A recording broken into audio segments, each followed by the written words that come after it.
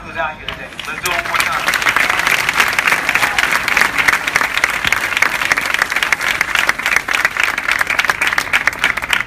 My name is Kenny Vaughn, and I'm a current MBA student right up the street at Haas. We need you, black man. We need The reason I want to talk to y'all today is because I think prior to today, I had not come to terms with how to deal with the incidences that have been going on, the injustices that have been going on across our nation. At my house, I have a 6-year-old son and a 2-year-old daughter. I've been married for 6 years to a black wife. I have 2 black parents.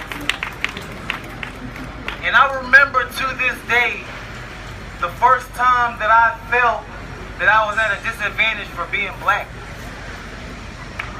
It's not that I was called a nigger. That didn't happen. It wasn't because I was overlooked when it was time to play on a sports team. But it was when I was having a conversation with my father right before I went to college at West Point. And I said, Dad, if you could do it all over again, what's something that you would have done differently? Because my dad, he served 25 years in the military. Every time I remember growing up, every 2 or 3 years, he'd have a new car. Brand new BMW. I was like, man, my dad is amazing. But he said, son, if I could go back, I wouldn't have bought all those cars. And at first I didn't understand what he was saying because I didn't understand the depth of his comment. But what I didn't realize is that he was the first person in our family to have money. He said, my father didn't have money, so he could not teach me about money.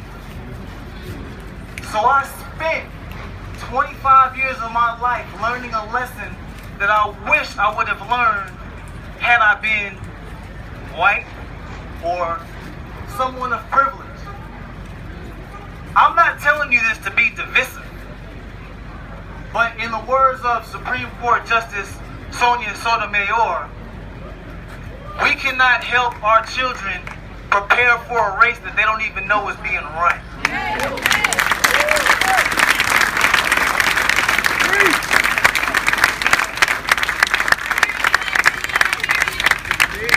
When I think about Ferguson, when I think about Trayvon Martin, when I think about the incidents that are going on in Staten Island, I think about my son.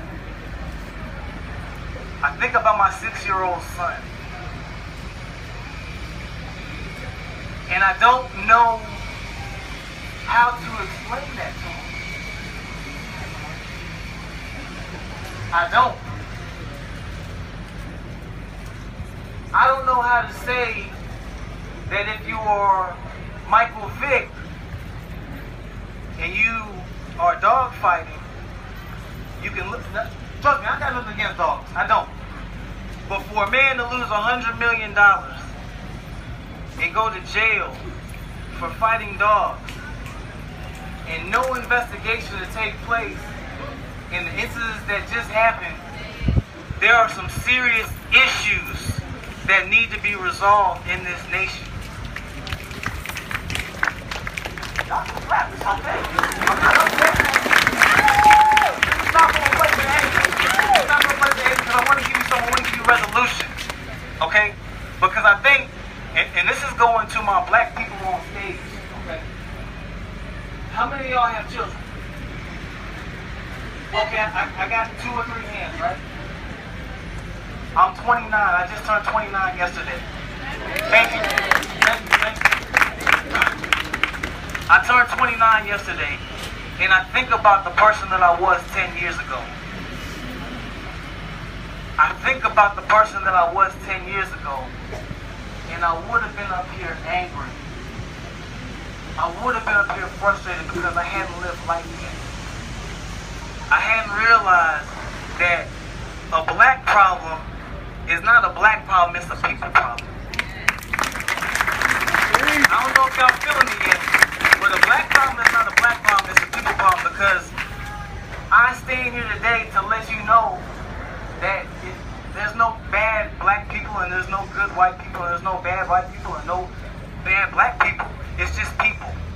There's good people and there's bad people. 2 weekends ago, I went to go volunteer at a homeless shelter in Oakland. Because that's what we need to do. We need to get out, we need to volunteer.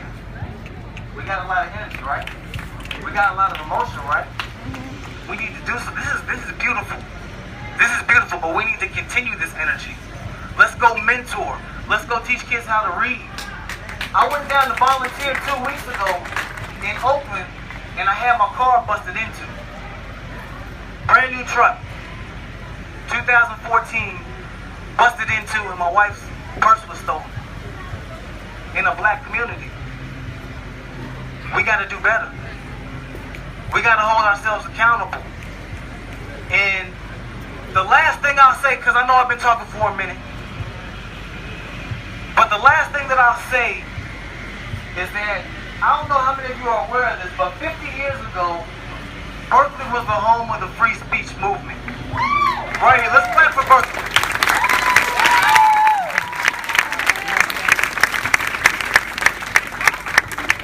For 50 years, Berkeley has been a place that has changed the narrative of this nation. And if that's not real, I don't know what is.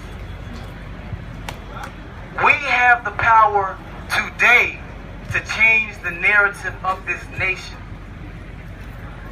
I didn't organize this event, so I can't tell y'all what to do. And I'm not going to tell the young people up here who organized it what can go and what cannot go.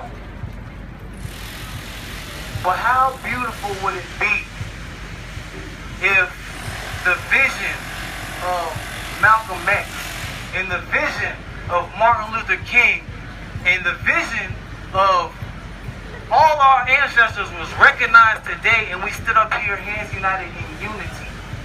Black, white, Hispanic, Asian, because black lives matter, but all lives matter. And you can get mad at me if you want to, but that's coming from a place, that's coming from the heart. No justice, peace. No justice, peace. And all lives matter. Berkeley has been a place of change for over 50 years. And how many people will be able to say that the movement started here? We have that power. We can make that change. I'm angry just like the rest of y'all, believe me. I cried on my way to school today. And I've been in the Army for 7 years, so I don't cry very often. But I cried today. So don't sit and tell me that I'm not feeling the same pain that everyone else here is feeling. But we can write the narrative today. No justice, peace, all lives matter. Y'all do what y'all want with that.